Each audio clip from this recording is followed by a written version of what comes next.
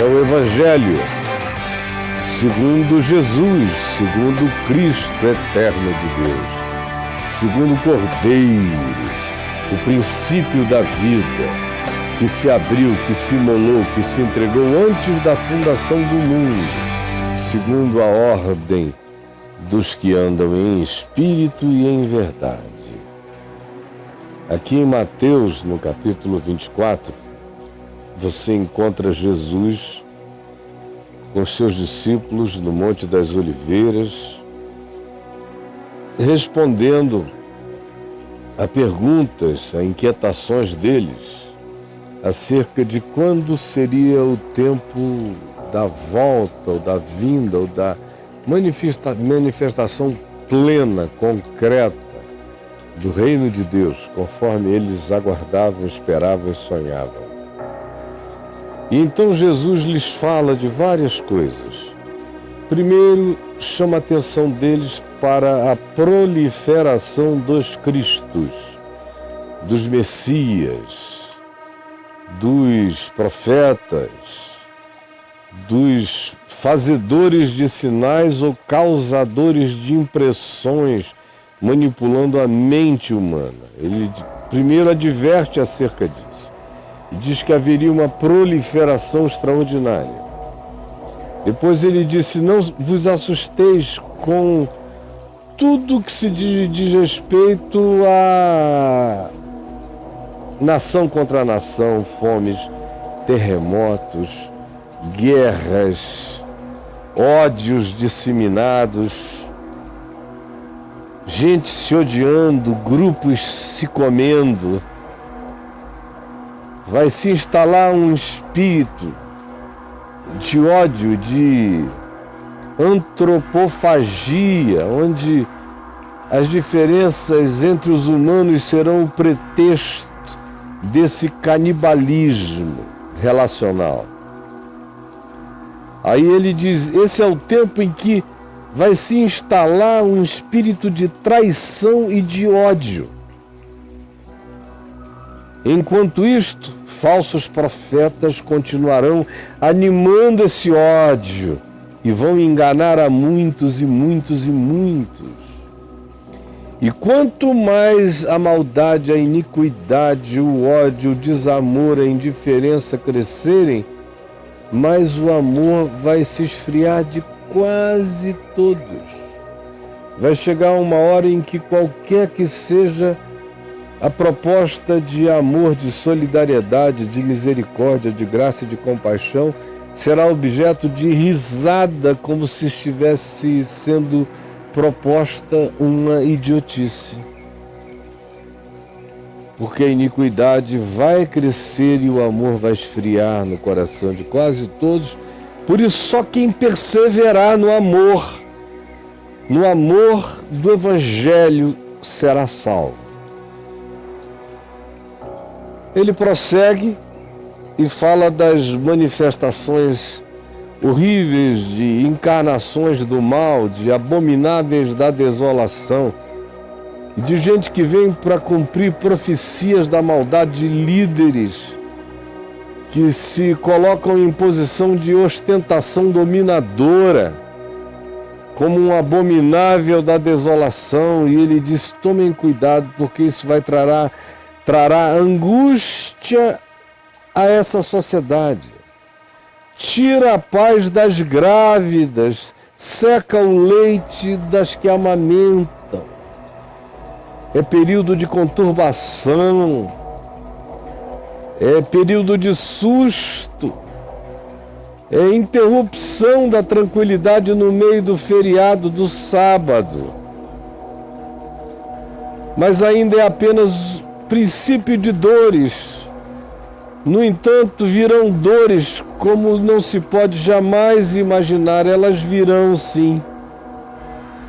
E eu digo que se aqueles dias não tivessem sido abreviados por causa desses que perseveram em amor, ninguém aguentaria. Mas haverá um basta de Deus numa certa hora. Enquanto isso, o mundo vai continuar enlouquecido, com gente se apresentando como solucionadores, como Cristos, como profetas, como mentores, como Messias, como estadistas soberanos, quase sacerdotes das soluções mágicas para todos os lados. E também a proliferação daqueles que impressionam fazendo prodígios para enganar, se possível, até gente do Evangelho. Vejam que eu tenho advertido a vocês de que as coisas serão assim, diz o Senhor Jesus. Portanto, não sejam impressionáveis. Haverá pessoas que dirão: é dali que virá a solução. Não vão correndo atrás. Outros vão dizer: é do interior de uma certa casa, já está começando lá. Não acrediteis. Sejam ateus do engano proposto. Porque quando for a hora, vai ser como um relâmpago que sai do Oriente e se mostra no Ocidente. Não haverá dúvidas. Assim será a hora do Filho do Homem. Enquanto isso, prestem atenção no seguinte: aonde esses sinais forem se acumulando, os protagonistas vão se ajuntando. Porque aonde estiver o cadáver, aí se ajuntarão os abutres. E ele prossegue, descrevendo a tribulação horrorosa, até que chegue o dia da vinda do Filho do Homem com poder e grande glória. A seguir ele conta uma parábola, dizendo: ninguém sabe o dia nem a hora, mas quando vocês virem a acumulação e a convergência de tudo isso, saibam que se está próximo, se está porta. E haverá uma dada geração na qual a convergência será tão absoluta que esta será a geração da qual falo. No entanto, até lá, muitas gerações experimentarão sinais semelhantes que lhes servirão para discernirem o fato de que a história, naquele momento, amadureceu para uma intervenção. E aí, no verso 45, que é o que eu trago para a nossa reflexão, mas eu tinha que falar em que contexto Jesus disse o que disse. No verso 45, ele, Jesus, pergunta aos discípulos dele: quem é então o servo fiel e prudente a quem o Senhor confiou os seus conservos, os seus irmãos, para dar-lhes sustento a seu tempo?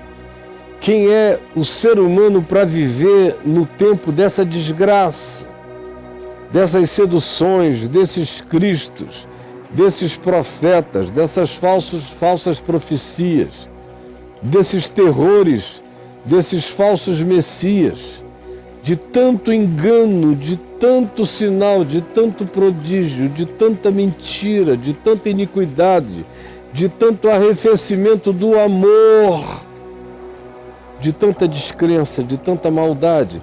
Quem é o servo fiel e prudente a quem o Senhor confiará os irmãos, para que ele lhes dê evangelho, sustento, palavra, consolação, ânimo? Quem é?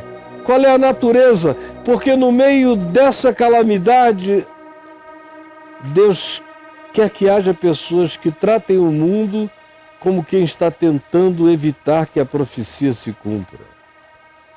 Gente que, sabendo que as coisas são assim, não diz let it be.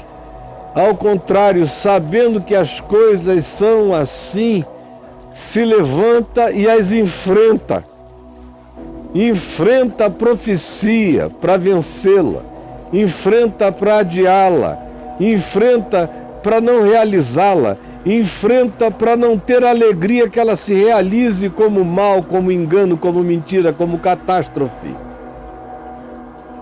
Esse é o espírito do Evangelho. Anuncia-se com realidade o que acontecerá e se pede que aqueles que creem trabalhem para que isso não aconteça. Quem é, pois, o servo fiel e prudente a quem o Senhor confiou os seus conservos para dar-lhes o sustento a seu tempo? Bem-aventurado aquele servo a quem o Senhor, quando vier, o achar trabalhando assim, vivendo assim, sendo assim, enfrentando a própria profecia na intenção de prolongar os dias da misericórdia. Em verdade vos digo que, com relação a esse servo, o Senhor dará a ele todas as suas riquezas, todos os seus bens, porque ele lutou contra a profecia por causa do amor de Deus plantado no seu coração, enfrentou as calamidades preditas, levantou ruínas, deu pão ao faminto, água ao sedento, ofereceu abrigo ao estrangeiro. Esse é o servo em cujo coração o amor não esfriou. Aqueles em cujo coração a iniquidade esfriou o amor são aqueles que se entregam dizendo: é assim mesmo, então que seja mal contra mal, fogo contra fogo.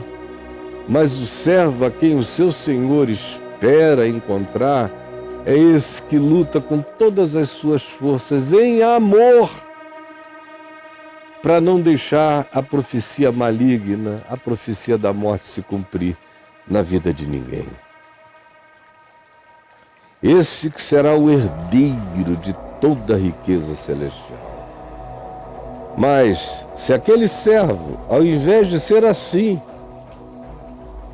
sendo mau, tendo ouvido que tudo será como tudo foi predito que será, e ele, sendo mau, se associar ao mal previsto, profetizado, e disser consigo mesmo: o meu Senhor demora, não vem, não intervém, se ausentou, e então, por causa disso, ficar tomado por uma atitude de Senhor, de dom,